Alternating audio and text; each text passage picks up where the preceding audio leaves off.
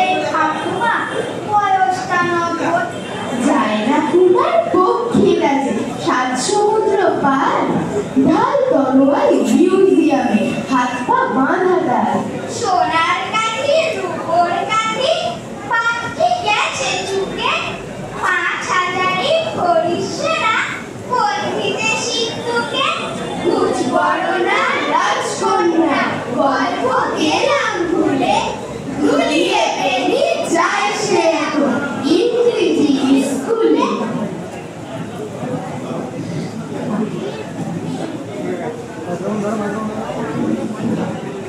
কাল বললো দাঁড়িয়ে দেখে পারিস দিনে কুড়ি, কাল বললো ফুটিয়ে দেবো কুসুম ঝুড়ি ঝুড়ি, রাত বললো আকাশটাকে আনিস দিনে ভোর, বললো আকাশ সোনালি ভোর, কথাটা চাই তোর। মনের পাখি বললে ডাকি গাইতে পারি সুরে, রাম অনুরাগ মাখিয়ে রাখা আকাশ নানা জুড়ে। কেমন করে এসব পারি বললে ওরা দেখে, সুর নিয়েছি রং নিয়েছি রবীন্দ্রনাথ থেকে। এখানে তিনটে ওখানে তিনটে সেখানে তিনটে কেউ, এই তল্লাটে তারা ছাড়া মনীষী নেই কেউ।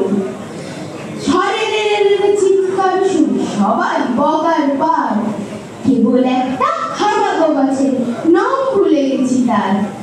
সবাই ধরলো মারলো বললো কোনখানে তোর ঘর, ছেলেটা বলল ভারতবর্ষ সিন্ধু নদীর চর।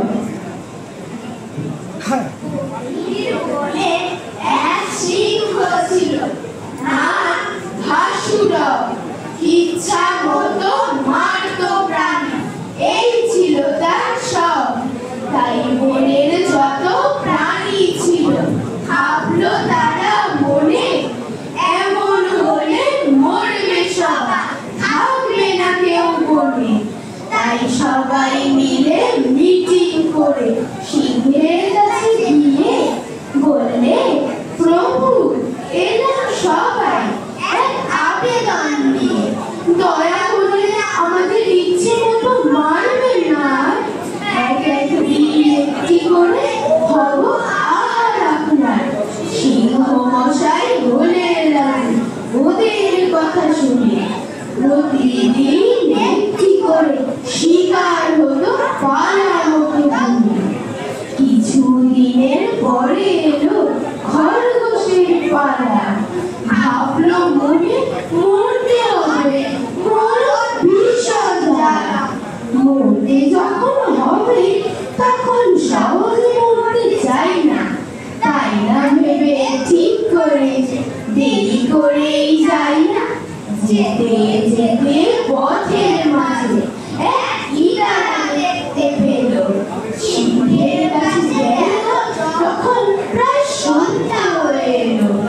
ঈদের জ্বালায় সিংহ তখন রেগেই রাখুন, বলল এসে দয়া করে আমার কথা শুনুন, দেরি করে আসার কারণ বলছি তবে প্রভু, মিছে কথা বলা আমার স্বভাব নয় তবু।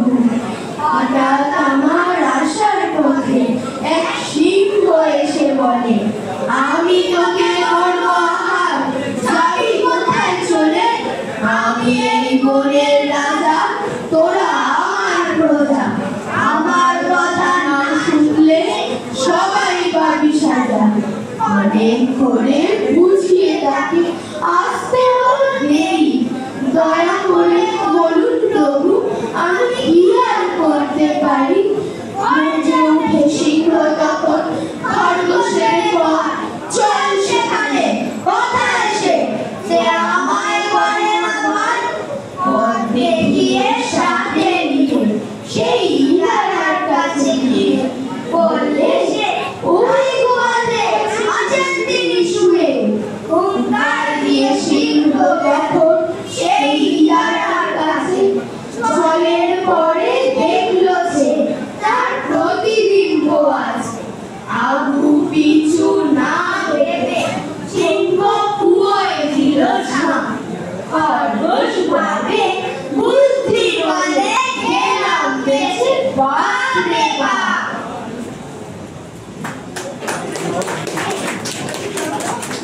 বলল